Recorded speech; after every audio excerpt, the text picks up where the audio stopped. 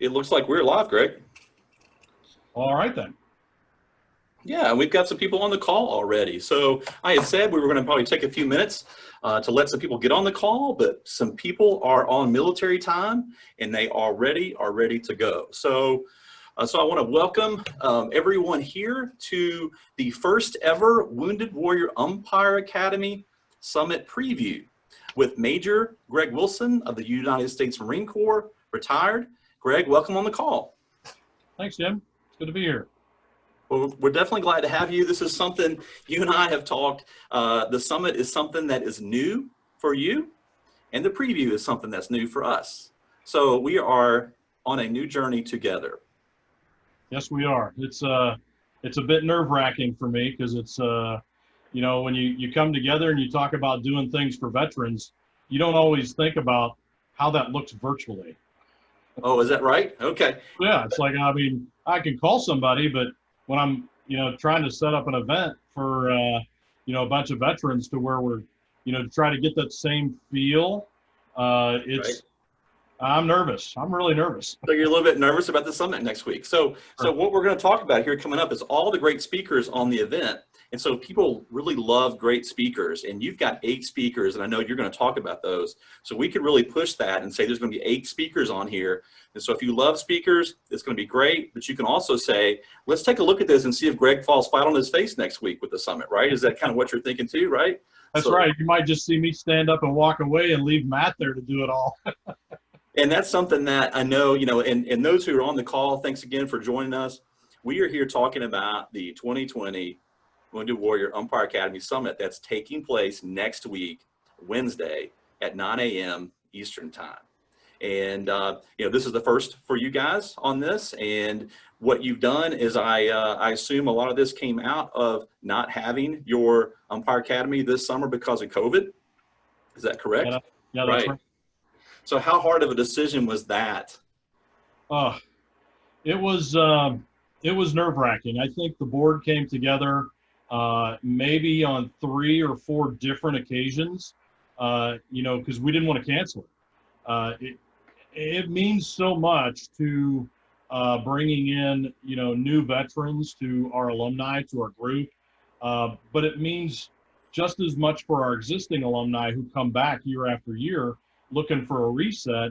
And, on a personal level, I'm a veteran, and one of the things that I struggle with quite frequently is that, connection out in the civilian world, so to speak. And, I can find it in some places, but it's not like WWA. WWA, you feel at home. I mean, you're around people that get it, they understand you.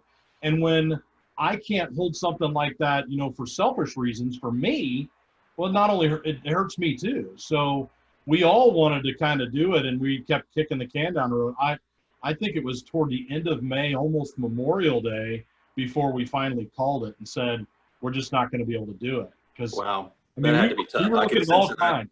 I hear it in your voice. You all do that every June, and so that was really right up to the time. So you know what? Let's go ahead and take some time to reminisce a little bit about Wounded Warrior Umpire Academy.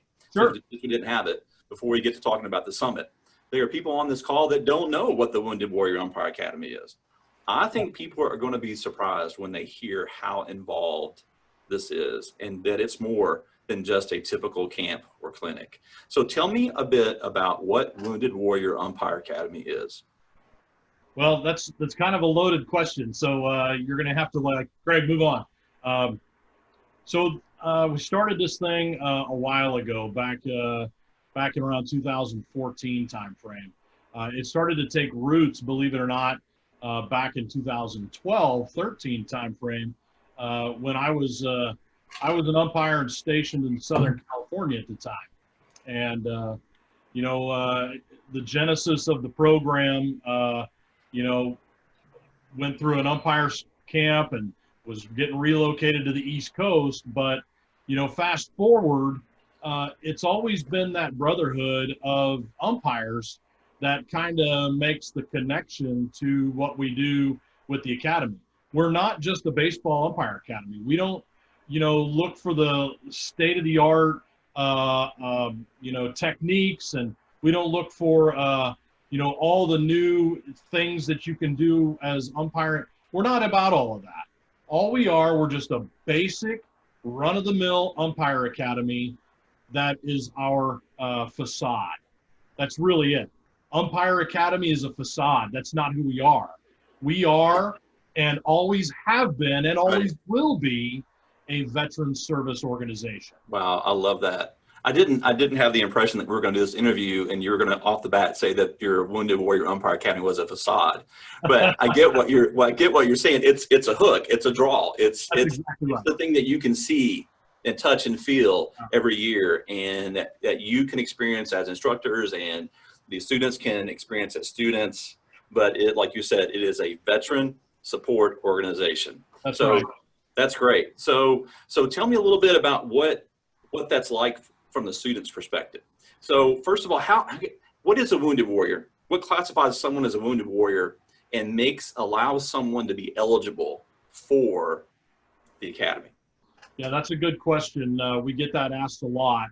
But there's 3 specific terms that we use frequently, and that's wounded, ill, or injured.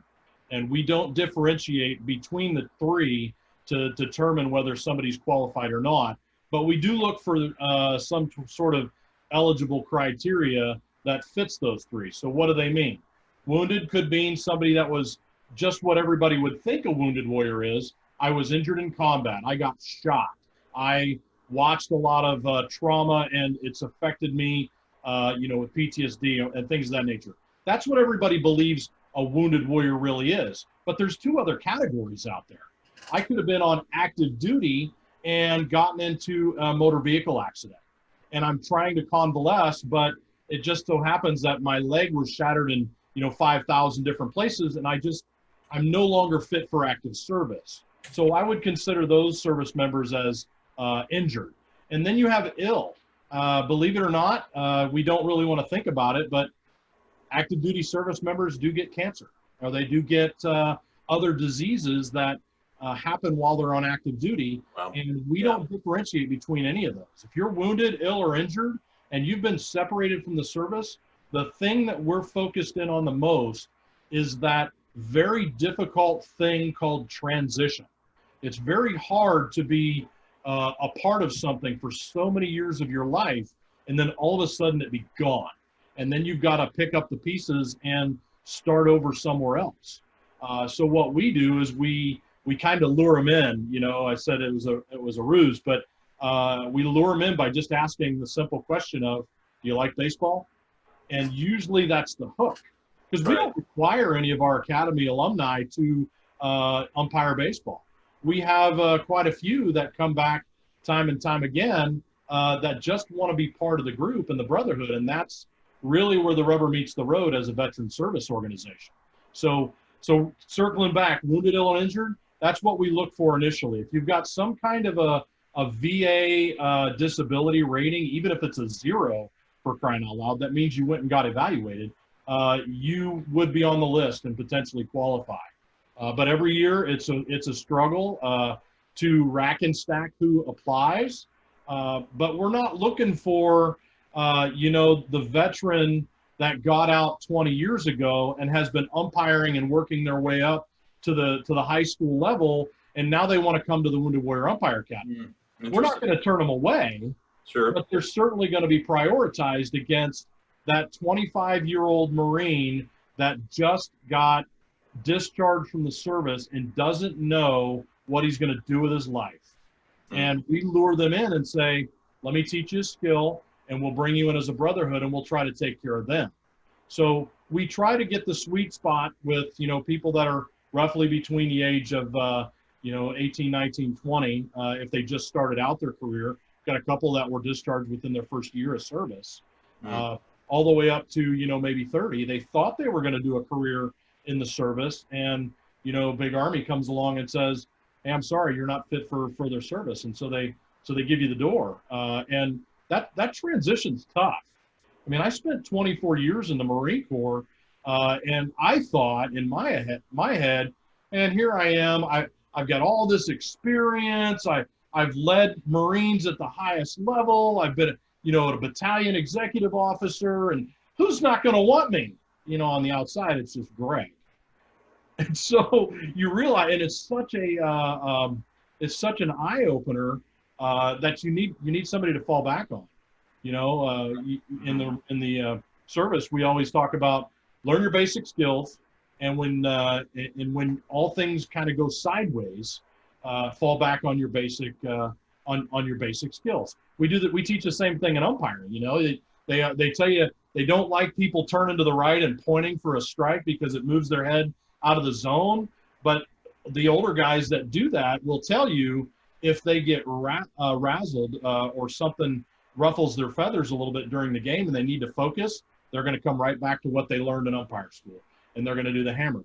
And because that's what they're familiar with, it grounds them. And really, at the academy, being around veterans, wounded, ill, or injured, we just want to bring veterans together to be able to have that foundation to fall back on. That's what we're here for. Well, I'll tell you what, I picked up on two key words that you mentioned, and one was the word transition. Mm-hmm. And I know that you love military umpires, veterans who have been umpiring for a long time, but I get exactly what you're saying. You have to prioritize for those that are currently in transition. And as I understand it, most of your umpires that come through the academy have no experience as umpires. That's right. You literally take them from the ground floor, right? So tell me a little bit about what that looks like. So you've got your academy. How many students are we talking about each year? Or how many military are we talking about? How many instructors are we talking about? What does that look like? How many days does that look like? Let's paint a picture for us on what each year the Wounded Warrior Umpire Academy is. It looks like, feels like. I love the story because I found out something I did not know that you do at the end, and I want to hear about that too, of every academy. I don't want to go to that because I'll cry, and no, I do want to go to that. As you know, we've been involved every year, and we've had staff come. I've not come. I've not been there. I'm looking forward to coming next year. But I want to hear what it looks like, what it feels like. Everyone else wants to hear about that, and so fill me in. Let's get back there. Let's get back to 2019 and what that felt like. Yeah. So we used to go out and recruit, and most of our recruiting, I was a Marine, and when I retired, I was the XO of the Wounded Warrior Battalion at Camp Lejeune in North Carolina. So that's what I knew. So I went to the Wounded Warrior Regiment. I got our academy approved as a charitable organization for the Wounded Warrior Regiment as part of Headquarters Marine Corps, which enabled me to go into those battalions on the West Coast at Camp Pendleton and also in Camp Lejeune in North Carolina. And I could give a presentation. They'd give me, 30 minutes. I could go and throw a PowerPoint up, a video. My vice president, Rich Padilla, would go with me to the one in California, and we'd set up a table at lunchtime. And as people would cycle through the barracks, we'd be sitting there with a table with, a chest protector and a mask, and people would come over and be like, "Hey, what's this stuff?" Because when you put that stuff out, everybody wants to put that stuff on, and hey, let me try it out. So then that's our hook, how we get them in there. We haven't recruited in a few years, and the reason is because word of mouth is starting to flow so quickly that in the last 2 years, I've received more applications than we can accept. Oh, wow. Now, we shoot for a 2 to 3 instructor to student ratio, and we want it to be that close knit because it's all about building confidence. And if I do a mass group of 200 wounded, ill, or injured service members, and I've got a staff of 10, then it's real difficult as one instructor to make a connection with 10 people. And I've got it here in my notes, so if I don't circle back to it, remind me. I want to talk about what makes a good staff member for me and staff selection, because that's something I did want to talk about.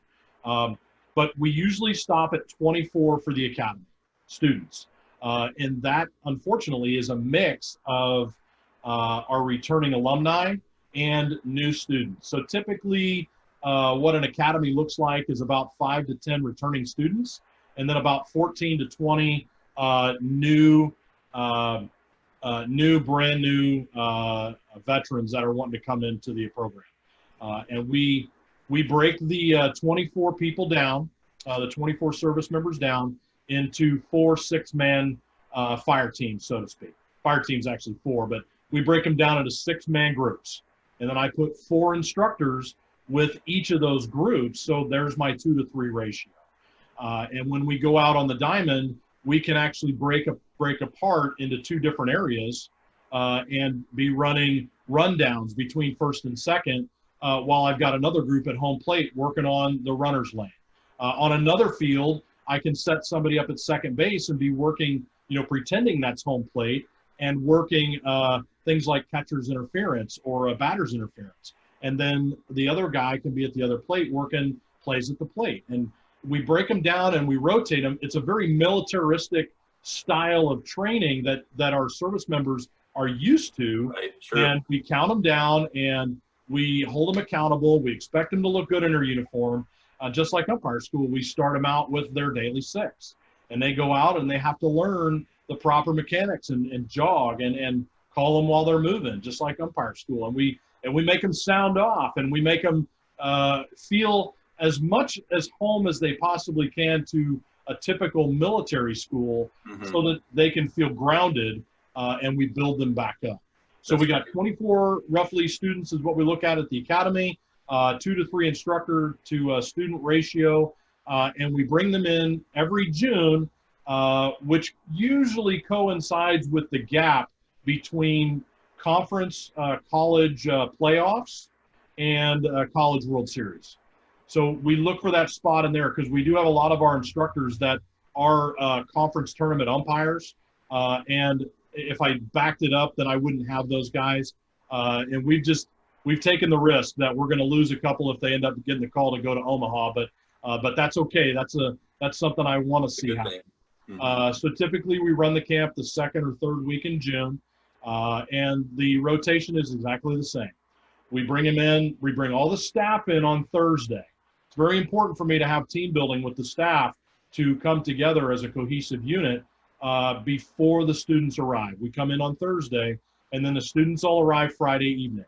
And we go right into, books and materials and introductions. We get everybody assigned to their vehicles, whatever they need to do on Friday. Saturday is gear issue, which Josh Mann and your guys in the past have come out and helped us with that and really seen what we do on a Saturday, it's pretty moving to go through that. And then we get right on the field and start working signals and mechanics. And we give them 5 solid days of training from that Friday to Thursday the next week of going through drills, classroom instruction. They come out, they show up at 08 at the field, and they're with me all day. I bring in food, I feed them. They can come with the shirt on their back, and I will give them 100% of what they need to be successful at the academy. And so we don't waste any time by, commuting back to the hotel to go grab a bite to eat. No, we're bringing food in for you. And oh, by the way, you don't have to pay for that either. So we bring Let's talk about that. I want to talk about that for a minute. So it sounds like it's an intensive program, 5 days of instruction, lots of learning, 3 to 1 instructor to student ratio. That's very good, right? That's a good number for a camper clinic. So what does this cost the Wounded Warrior? The actual Wounded Warrior pays nothing. 100% of their tuition, their lodging, their transportation, whether it's air transportation or if they want to drive their POV, as we refer to, their privately owned vehicle, we'll pay them mileage to get them there and back. I don't want them to pay one dime out of their pocket except for their own incidentals. I need a new toothbrush, or I, ran out of deodorant. I'm not giving them that stuff, but right. I do give them sunscreen, and we feed them the whole time that they're there. So all I want them to do is say yes. That's it. Wow. They just got to say yes, and then that's really interesting. We'll take care of the rest. I think that's something that a lot of people don't understand is the students are provided those through, you've got some donors, you've got some major donors. I know Semper Fi Fund is something you might want to touch on a little bit, sure. But I think it's when you talk about camps and clinics and the cost, we sponsor the minor league baseball umpire training academy, right? That's several $1,000s, not only for tuition, but also for room and board. You have to get yourself there and pay for that. So what you're telling me and what you're telling the people who are listening today is that for the students, for the Wounded Warriors who are eligible for your for the academy each year, travel is taken care of, accommodation is taken care of, food is taken care of, the training and the equipment. I just think that's an amazing thing, because when you start adding that up, it sounds like to me that you all have the best umpire academy of all out there, right? Yeah, well, we just want it to be the easiest thing to get into. So like I said, all I need is a veteran that's struggling to just say yes, give me a chance. And we'll give them the shirt off our back, literally. Well, and that brings me back to, one thing that I read after you graciously invited me to become on your board a few months ago, is that you are a 100% volunteer organization. All money donated goes to your the Wounded Warrior Umpire Academy. That's right. Yeah, and those of you who are on the call, thanks for joining in. Thanks for listening in to my interview with Major Greg Wilson of the United States Marine Corps, retired, 26 years on the, was it 26 or 24? I wrote down. 24. 24 years. Okay, so it felt like 26, but I'm sure. Right. So, but we're on the call. We're talking about the Wounded Warrior Umpire Academy, and we're also going to be talking about the summit that's next week, September the 9th at 9 a.m.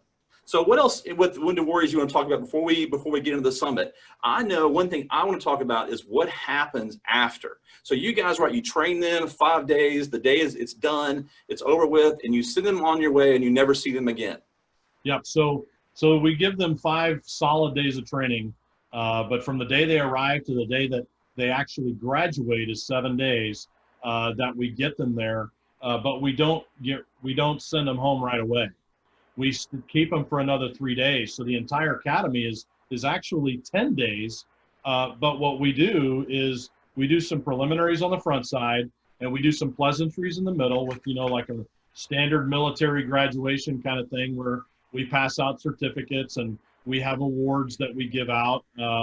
And then we have a tournament that we always tie in with. And when they leave the academy, they've literally come to me with absolutely nothing, and we've given them all the equipment necessary to be successful, and then we've given them solid training to build their confidence to be able to do the job on the field, and then we culminate it with a baseball tournament at the end of the camp. So they go home with the training, the equipment, and a few games of experience to be able to go back anywhere in the country and work a youth baseball game and be solid doing it. So that's really just the beginning for us. Once we get you in the door, now it becomes kind of a lifelong thing for us. And I think anybody that's on our board would tell you that this is the one area where I think we could do better. And it's just really one of those things where am I saving enough money for retirement? Well, I can always save a little more, and this is one of those areas. I may be able to call and talk to a veteran, but I'm going to beat myself up because I didn't talk to 3 more. And what we do at the academy is once we bring you in, if you want to continue umpiring, we will use our NCAA connections and who we know across the country, and we'll get you connected. We'll find somebody that is looking for an umpire, and all we got to do is call them up and say, I got a guy or a gal, and they got all their equipment. They've got solid 5 days worth of training, and they've got a few games under their belt. All you got to do is watch them. So you don't teach them anything, just watch them and then mentor them. Most umpire assigners across the country would love to have one of our veterans to Absolutely. come in and be completely moldable. And now, so here's something different about a Wounded Warrior that comes through our camp that is unlike most umpire schools. When you take a veteran, and some of you guys that are on the call that have taught at umpiring clinics might have noticed this with veterans that attend those, a veteran that receives information is not so much about, oh, well, I understand what you're saying, but back at home, we actually do it. No. When you teach a veteran how to do something, they go left, right, aye, sir. What do I need to do to fix it? And I move it. And they are very, very, very teachable. They're very trainable. I mean, we're used to following orders. Sure, absolutely. So to be part of an association, to already have that command presence, to already be able to project your voice, to already know how to follow regulations and look good in a uniform, what more do you ask out of a brand new person that comes to your organization? Right. So we use our connections to get all these folks connected around the country and get them into baseball if they want to. But let me wind this thing back a little bit. The one key thing that we try to build is confidence. And that confidence may be for other things. And like I'd said before, you're not required to continue with the academy and umpire baseball or softball. You just have to come back. We just want you to be part of the group. We've had, I guess I can shift and tell you a story. So we've got a few people that I'd like to talk about, and I won't mention their names, just I don't want to embarrass them. But there's a couple that really sit near and dear to my heart because I really enjoy their stories. One gentleman came to us and was on his transition on the way out, wasn't really sure what he was going to do. And when he went through the program, he was a little timid, but he came out of his shell a little bit. And at the 10th day after he worked the games, he had built up the confidence enough to, stand up and he just, obviously there was a transition. And he went back home, and instead of actually getting onto the diamond and working on, developing an umpiring career, he attributes that we gave him the confidence to actually pursue his artwork career. And he decided he was going to put his art out there and be, put it out for everybody to see. And oh my goodness, the guy is a brilliant artist, and he's amazing. And he looks back and he thinks, he texted us once and said, I don't think I could have ever done this had I not, built the confidence the academy gave me to do that. I'll shift to another story, and I love telling her story. And most of you who know me and know the academy will know this gal very well. She came to us one year and said, hey, I want to get involved in the program. I'd like to go through. And she had been blown up in Iraq and flipped over to Humvee, and she had kind of a bum leg with some shrapnel in it, and she had a little bit of a hobble going on. But she came out, life of the party. Everybody loved her. And she went through the program and did very, very well. Went to Southern California, actually hooked up with a travel ball organization and worked on the weekends. We're talking travel ball, volume baseball, where you go out and your first strike is called at 08 and your last out is called at like 10 o'clock at night. And you're like, oh my gosh, I just saw like 5,000 pitches in a day. That's what she did. She went out there and got after it. And come the fall time frame, the legs started to give her problems. And she called and said, I think I'm just gonna have to make the decision to cut it off. And so she ended up having her leg amputated. And we followed along with her and kept up with her through the spring. And believe it or not, she hit us back up and said, I'd like to come back to camp. You taught me last year how to do this with 2 legs. Now I've only got 1, so I need you to teach me again.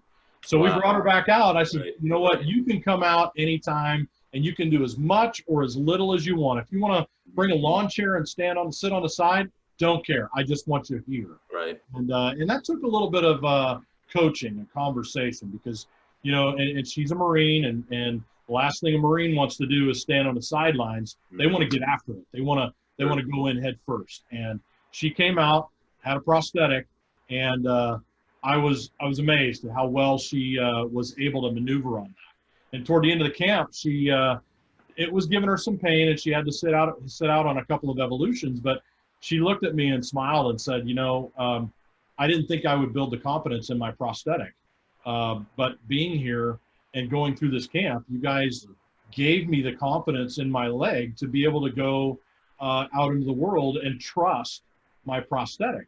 And I find out a couple of years later, she's in Springfield and joined the police academy. And oh, wow. she's a police officer in In Springfield. Springfield, Missouri? That's right.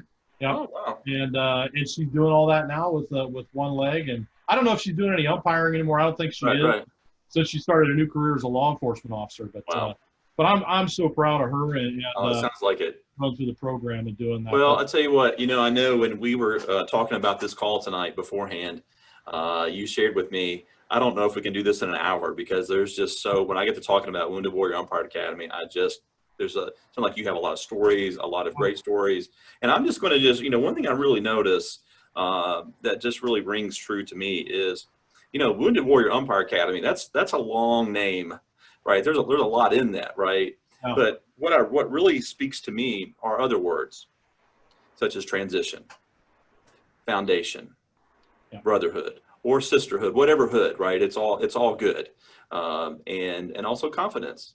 What about that? Here you are. The hook is baseball and umpiring, and you bring them in, and through that academy or through the time umpiring or not umpiring, that other things happen. I just think that's amazing. And I think that's the one thing I really wanted, those of you who are on the call, still on the call, I wanted you to hear tonight, because even though our company has been involved with you since day one, I keep learning more that I did not know, or I just didn't really realize, or didn't. And so I love that story is being told. This just isn't an umpire camp. It's not just an umpire clinic. It's not a one-time thing. Pay your money and then go on, and hopefully you come back again and spend your money next year. It's a different thing. It is a completely different thing that I think does not exist anywhere.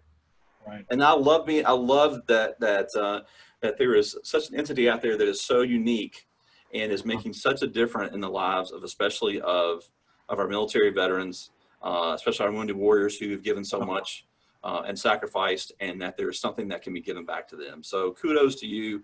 Kudos to your entire academy and your staff, to all the board, all the years you've worked, the people that founded it and are involved, people found it not involved, anybody that's given any amount of time to this, kudos to you guys for this. Just really a great job. Yeah, thanks. One of the things that sparked interest in this a little bit, and I got a nudge. I was not the sole guy responsible for coming up with this. It was definitely a team effort. But when this happened, I was the executive officer, as I mentioned, of the Wounded Warrior Battalion, and we had lots of charitable organizations that would come in and want to do nice things for our wounded warriors.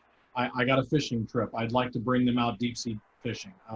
I have tickets to a ball game. I want to take them to play golf, and these things were wonderful. They were great to have, so much so that the Wounded Warrior Battalion had to create a position for a civilian to come in and work as a charitable organization coordinator, so that they could, corral all these great gifts in, and then be able to, fight off, the appropriate gift giving and things of that nature. But the one common theme with each of those events that I just mentioned to you was, it's a one-time deal.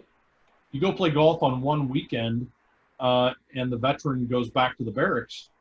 There's nothing kind of to keep a hold of them, But what we try to do as the academy is, we not only want to invite them in, we want to keep them in, and we want to do some sustainment. We want sustained activity with you over the long haul. So, after the academy's over, we look for these tournament directors that are across the country that want to, invite us out, and we'll umpire all the baseball games for a fourplex for a weekend, because not only does that give me an opportunity to bring our crew back together as a tournament director, it gives you a face of wounded warriors coming to your tournament, and you want to say you support veterans? Here's a way to do it.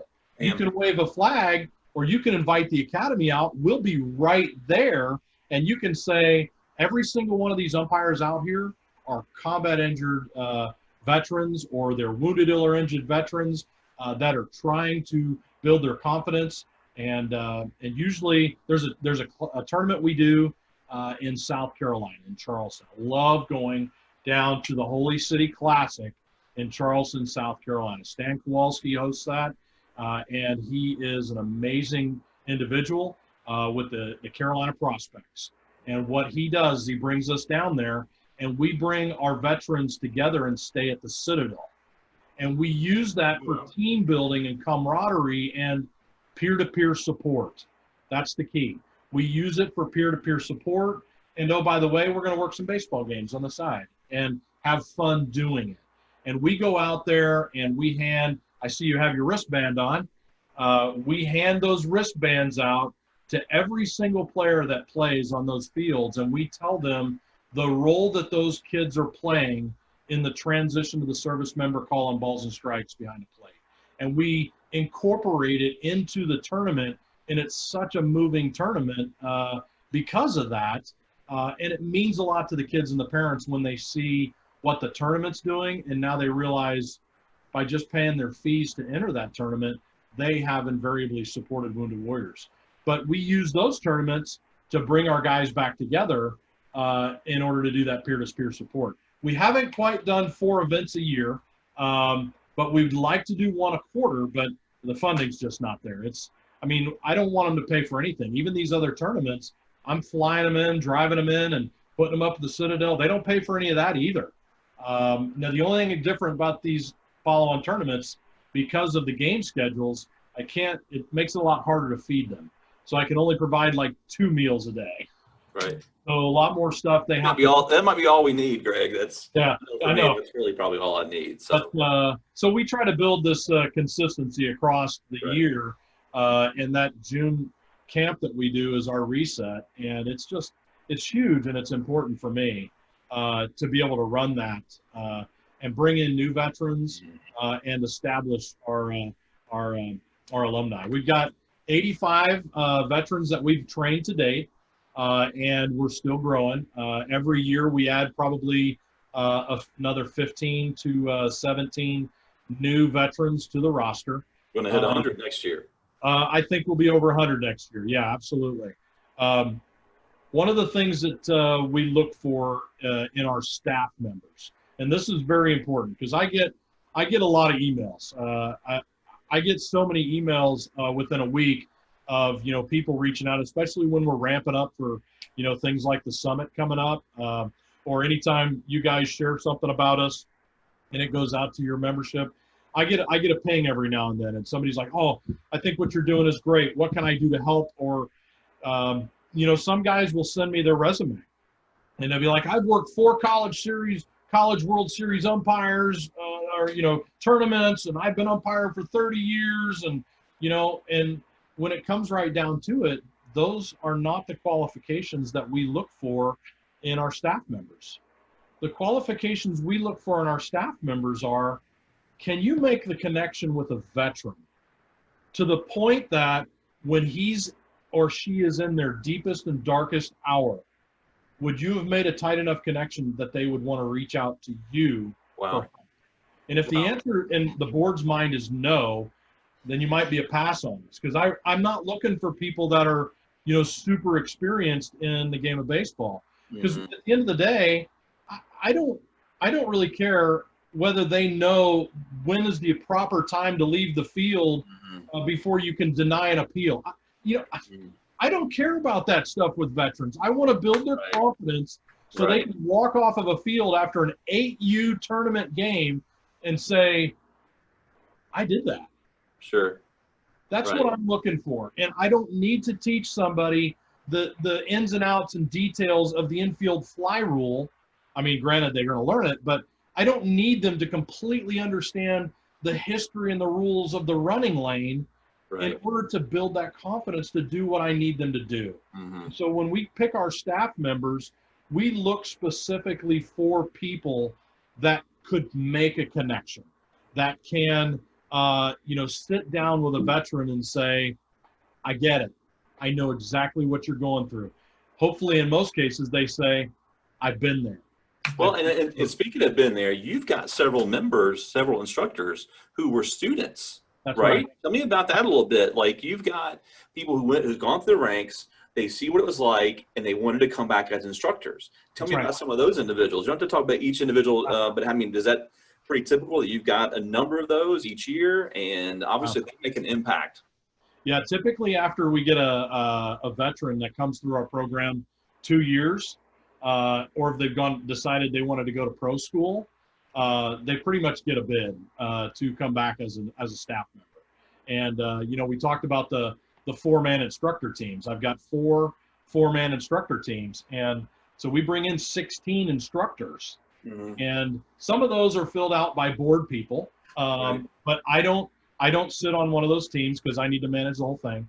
Right now, I have my vice president, Rich Padilla.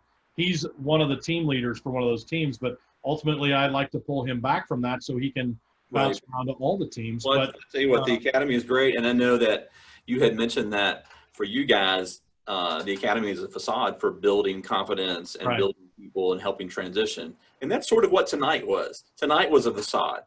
I said this was going to be a summit preview, but man, we had to talk about the Wounded Warrior Umpire Academy first. Sure. Well, I wanted people to hear that message of all that you do beyond just that 10-day. Yeah. And I recall one of the things I remember first was when we first got the call from you guys in 2014. I think it was 2014 with we need some if it's possible to make some donations for our students. And I recall some of the requests, were for uniforms. And I thought, why do you need uniforms? It doesn't make sense. I mean, I could maybe understand, a mask or something for everyone to wear a mask in the cages or gear or whatever. But I thought, well, you can train people how to do, go to camps and in shorts and t-shirts if you absolutely need to. But then when you explained it to me that this is not just about the academy, this is a job training program to some extent. We train them. They're going to be ready to go day one right afterwards. That's right. And so you don't want to train them, and then the first day after day 10, no one has any gear, no one has any equipment, and so or any apparel. And so that changed that dynamic. So we understood that early on what you're trying to do. So given that we have baited everyone here into listening to the Wounded Warrior Umpire Academy story, let's talk a little bit about the summit. So, and before we get into it, just everyone who are on the call, this is, I'm Jim Kirk with Umpire.com. We are on the dish. That's our little broadcast shows that we do, we've been starting to do, and we wanted to get Greg Wilson, Major Greg Wilson, Wounded Warrior Umpire Academy President, on here, talk about the Wounded Warrior Umpire Academy, and also about the upcoming Wounded Warrior Umpire Academy Summit that's happening next week on September the 9th. So Greg, fill us in. What is going on with this summit, this virtual summit, the first annual virtual summit? 40 minutes we've been talking about, how special the academy is, and the fact that we couldn't hold an academy this year really kind of not just crushed us, but I know it crushed a lot of our students that were hoping to attend. So we kind of came up with this summit idea. It's going to be very minimal compared to what we do over a 10-day time span, but we wanted to be able to give something. So we decided we're going to hold an all-day summit. We're going to start at 9 o'clock in the morning, and we're going to go all the way until 1800 or more. And what we did is we decided we'd divide this up. So knowing who we are and what we were trying to do, we decided the morning period we're going to divide up, and we're going to talk a little bit more focus on baseball. And so we're going to have people on there. We're going to have a newly retired MLB crew chief that's going to be with us right off the bat, who took a job in the league office, and now that same day, he's literally going to be working in New York at the replay booth, and he's going to be supervising there. So he asked me, he says, Greg, can you get me in the morning? Because as long as it's sometime in the morning that I can get off the call and I can still do my job in the afternoon for replay. I'm like, no problem. So we're going to have retired number 57 MLB crew chief Mike Everett. Well, that's impressive. Yeah, he's going to come right out and have a nice conversation with us.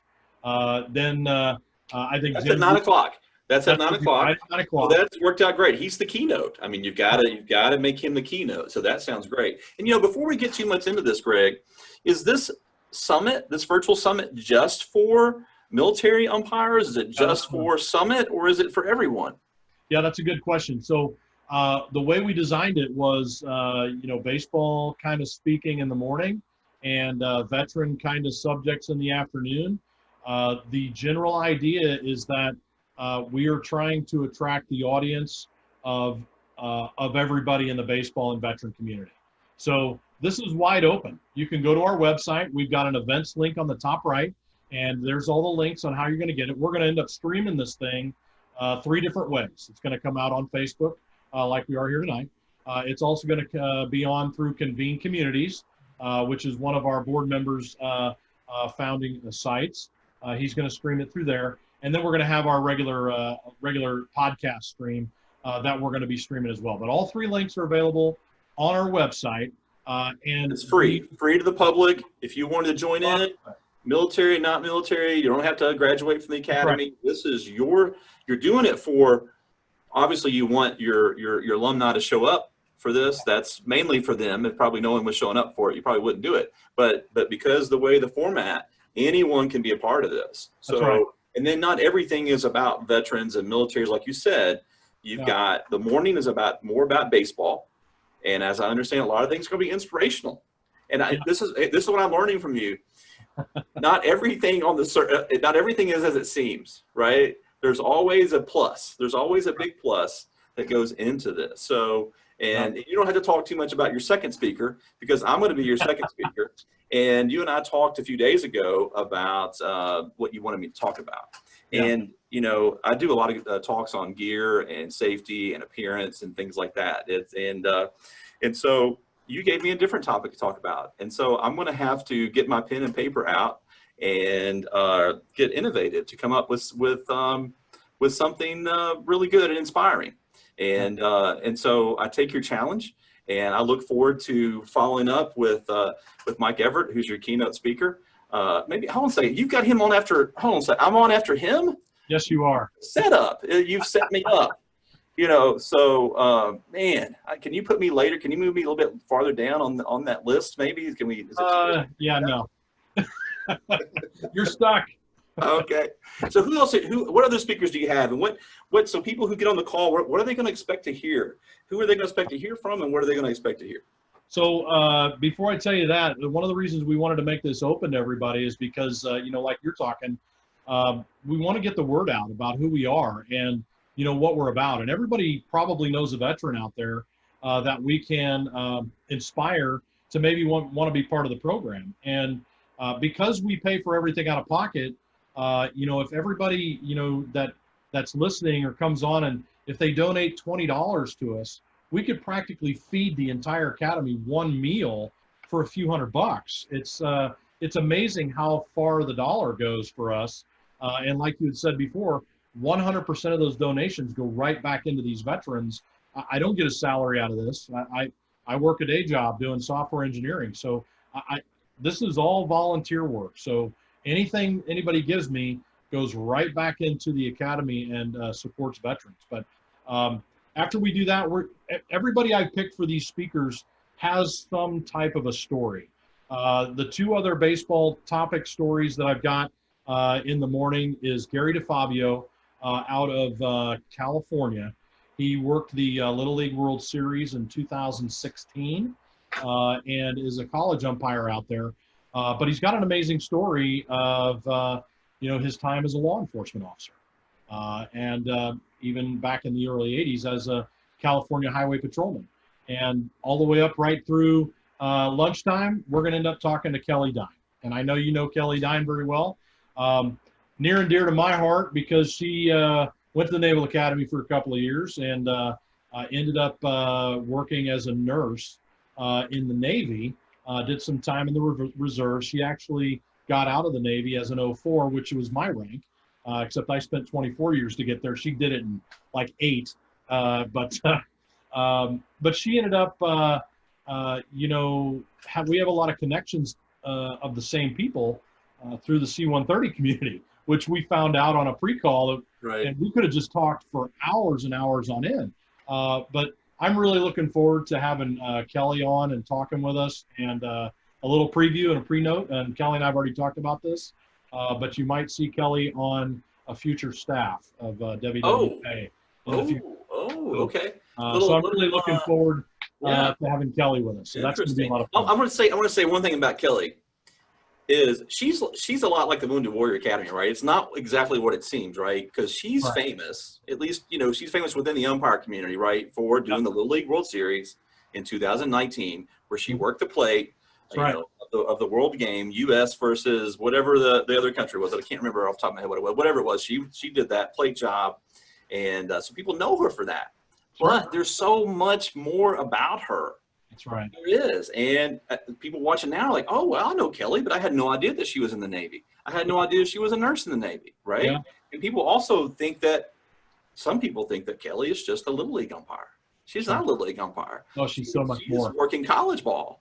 Yeah. And has some great aspirations. So Kelly is a lot like, so it doesn't surprise me that you would have Kelly on your staff, because what you see on the surface from her, there's so much more to that, just like the Wounded Warrior Umpire Academy. Yeah, and I know that without a doubt, with the experience that she's had over the years, she could easily make contact with a veteran and be that phone call that talks somebody off the fence. I know it in my heart, and that's exactly what we're looking for. And I think Kelly's going to be awesome. I think she's going to be great to have. Well, I think that'll be great. And, you know, my goal was to be quite humble on the call and not say too much about our company's involvement and what we've done and over the years. And I think that's just fine, because we can probably get into that when I talk next week. We'll save some for that. But a little bit of the nugget that people don't know about me, that, you know, people see me as the president of Umpire.com, the leading company of umpire gear and apparel and you know, worldwide or wherever that is, universe or wherever. But I used to be a vocational rehabilitation counselor out of college. For 7 years, I worked for the state of Kentucky, working with individuals with disabilities, all kinds of disabilities. And it was my job to serve as a counselor for them and help them along the way toward getting into jobs and careers that they could do, wanted to do, were able to do, despite whatever limitations or disabilities they had. Not everyone knows it about me. That was 2 lives ago for me. That was when I was young and fit and skinny and all that. And so I will be touching on that quite a bit next week, and comparing that to some of my where I am right now and the things that I'm doing. So it's going to be, it sounds like between Mike Everett, myself, Kelly Don, Gary DeFabio, it's going to be, you've got a great lineup for the morning. Yeah. And just if that's not good enough for you, I'm going to give away some free stuff. Okay. So in between each speaker, we're going to give away some free stuff. I've got a West Vest chest protector, brand new out of the box. I've got a diamond mask that I'm going to be able to give away. I've got a big Cham Pro umpire kit bag that we're going to be giving away. And I had something else in there. Oh, yeah. I think it was a gift card to umpattire.com. Oh, my gosh. Who gave that to you? Where did that come? I don't know. You've been talking to some of my staff. I need to have a chat with them about not leaking these gift cards out. So, well, that's great. You know, if our lineup's not good enough, you know, we've got free stuff to give away too. Right. And, that's I haven't 100% worked out how we're going to do this yet. Like, I think we're going to make it fun. We may, you know, Matt, who's going to be my partner in crime, we talked about Matthew Kern is going to be your co-host all day long. Matthew is a graduate of the Wounded Warrior Umpire Academy, also on your staff, and also a board member. And you all are co-hosting all day long, right? All day. So you guys are going to be like, it's going to be like the Oscars. Well, and here's something that everybody probably doesn't realize, but Matt Curran is, you know, my battle buddy, so to speak. We're both retired majors from the Marine Corps. He retired a little bit sooner than I did from a medical injury, but yes, he was a graduate of the Wounded Warrior Umpire Academy, was a helicopter pilot in the Marine Corps, and now he flies for Roger Penske with the NASCAR Indiana Circuit. Wow. So, but Matt is a podcaster, and I told you before about Convene Communities, but that's his baby, and we're going to be streaming there. But I'm actually flying to Matt's house, and we're going to be doing the summit from his house together. In his studio. Right. So I'm going to take all the gear that I got with me. I'll be able to show it up on the screen and say, okay, so that's give it away. So that's the summit. So you've got the morning and you've got the giveaways. It sounds like the morning is enough. It sounds like it's just more than enough and more than going to be great. But you've also got the afternoon. Yeah, what if I've got veterans all day long? Yeah, what if I got tell us about the veterans that afternoon. come and the veteran aren't real sure about the baseball thing? Maybe they don't even know who Mike Everett is. That's fine. In the afternoon, we've got a great lineup. The first person we're going to talk to right out the gate, next to umpire.com, is probably the most important person that has been part of this academy. And that is they were originally called the Injured Marine Semper Fi Fund. They've recently rebranded, and now they are called The Fund, or Semper Fi and America's Fund, because originally it started out as some spouses and Marines with the 1st Marine Division, but they have morphed over the years to where they can help all services. And they pretty much provide most of the funding for our veterans to fly wherever we need them to go, and their hotel and lodging arrangements. So, between umpire.com and the Semper Fi and America's Fund, you guys do a lot of the heavy lifting for behind the scenes to get the academy off the ground. So I'll be talking to Dawn Van Skyke. She was a case manager at Camp Lejeune when I was the XO there. She and I built a great relationship, and she's been with me ever since, even though she's moved up through the ranks at the Semper Fi and America's Fund. She's going to be bringing on one of their veteran leads, Jasper, and I've got a surprise guest who might be attending with them that is a veteran that I'm not going to share any information on, but that might be kind of fun. The next speaker after that, unfortunately, is going to be recorded, but it's going to be one of my most valuable ones that we're going to do in the afternoon. And I really enjoy and love this organization. Most veterans are probably members of their social media page, because they've got tens of thousands of followers already. And their job is to try to cut down the veteran suicide rate. We lose 22 veterans a day to suicide, even today. Those numbers actually probably pretty high, a little higher due to the pandemic, but and all the isolation. But we have lost 22 veterans a day to suicide. 22 too many. 22 too many, but that number's been the same for years. And so this organization is called 22 Until None. And they are doing everything that they can as another volunteer group. 100%. 100% volunteer to try to cut this thing down. Mm-hmm. And just a wonderful group. And I'm glad I get to introduce them. And we're going to talk to Melissa Lee, who's on the board at 22 Until None. And she's a UCLA time, so she's had to be pre-recorded due to her day job. I see. So we're going to record that one and play it during this time slot. But we're going to close out the morning or the afternoon session for veterans by talking to a couple of our very own alumni. A couple of guys that have gone on and continued their work in the Umpire community or whatever, and they've come back as instructors. And we're going to bring them on and tag team and talk to them in the afternoon about, their experience and what WWUA means to them as an insider, mm-hmm. and what it's done for them in their lives back home. So that's kind of the afternoon for veterans. And I would be remiss if I didn't do a real quick plug for our own alumni. So if we've got WWUA alumni, if you've come through the academy and you're a WWUA alumni, you can come to all-day event, but the one piece that I want you to come to for sure, we're going to have a happy hour that's restricted just to staff that have helped out with WWUA and our alumni after that last speaker. That's going to kick off at 1700. It's 5 o'clock for you civilian impaired. And we're going to run that Zoom call as long as we need to. And I've got special giveaways just for my alumni. Things like this beautiful get that at? mask. Can I get one of those? That I managed to acquire from the warehouse. So that's just one thing that we've got to give away. But I've got some great giveaways for our alumni too. But it's going to be a jam-packed day. I hope I have my voice at the end of the day, because Matt and I are going to be so excited. I'm going to have to make him talk half the time. But it's going to be a lot of fun, and I'm looking forward to next Wednesday. Well, it sounds like you guys have really decided to take, this year with you having to cancel your academy and do something good still for not only now for your alumni, but now also for everyone.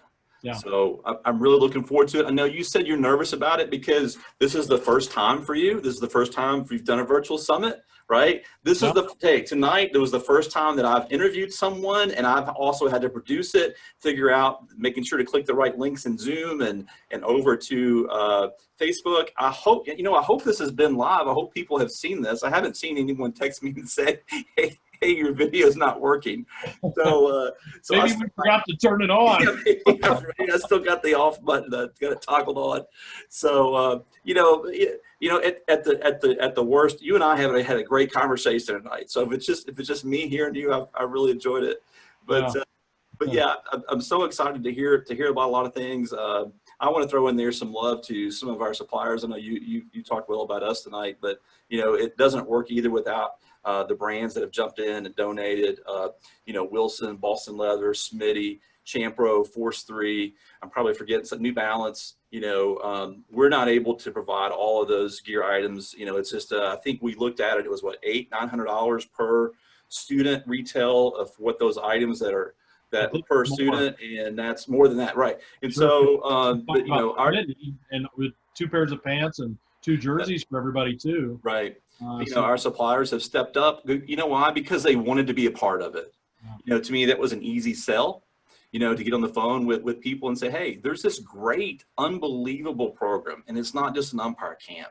They support these military veterans who have been wounded in combat, right? We talk all the time about military service and how much, we respect our veterans. And, when you guys called me and said, if you've got anything, we'll take defects. We'll take anything old, anything faded. And I said, no way. We're not going to do that because we want them to have the best. They have made the ultimate sacrifice. And not just when you're wounded or not just the time you spend on the battlefield, but, the time that you spend away from family and the time that you put in, especially the years you put in. And daggone it, we're going to do more. We're going to put our money where our mouth is. It's going to take a village.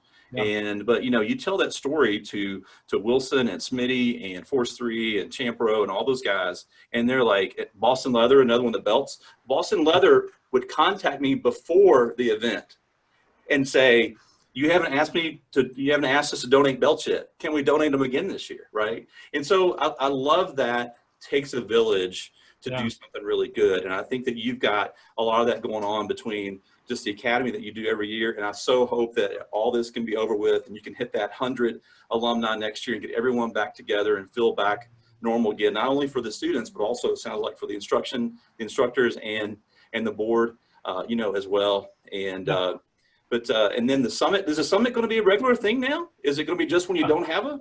I think depending on how things go, I really think this could be something we could start to do annually. Okay. I think it's a good idea because not everybody can make it out to our academy. So we can use the summit as a potential opportunity to, get some of our alumni back together for a happy hour. Well, I tell you what, let's what a great job you did explaining the summit. And I think this is a great preview. I know I sense your excitement. From, and today is your anniversary. You took time out to do this on your anniversary. Happy anniversary, 26th year. And we've got to get you off here to get you to Melanie. And, but I sense your excitement. So it's going to be good. And, I'm excited about it. And something popped into my head. I just wanted to mention, you were talking about all the suppliers and providing all this stuff. And, a good correlation to that is, you go out and get a haircut and put on a brand new suit, you feel like $1 million, and your confidence level goes through the roof. Sure. So when we do that for our veterans and we give them all this brand new equipment and they put it on and they walk out on the field with their head held a little high and their chest is out, and I mean the amount of confidence that we're giving veterans by what the suppliers are doing for us is just great.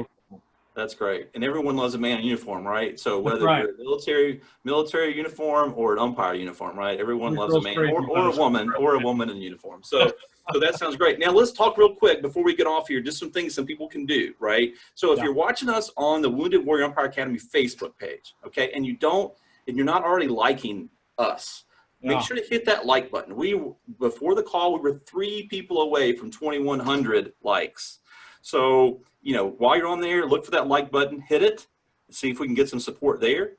Check out Wounded Warriors at their website. It's woundedwarriorua.org.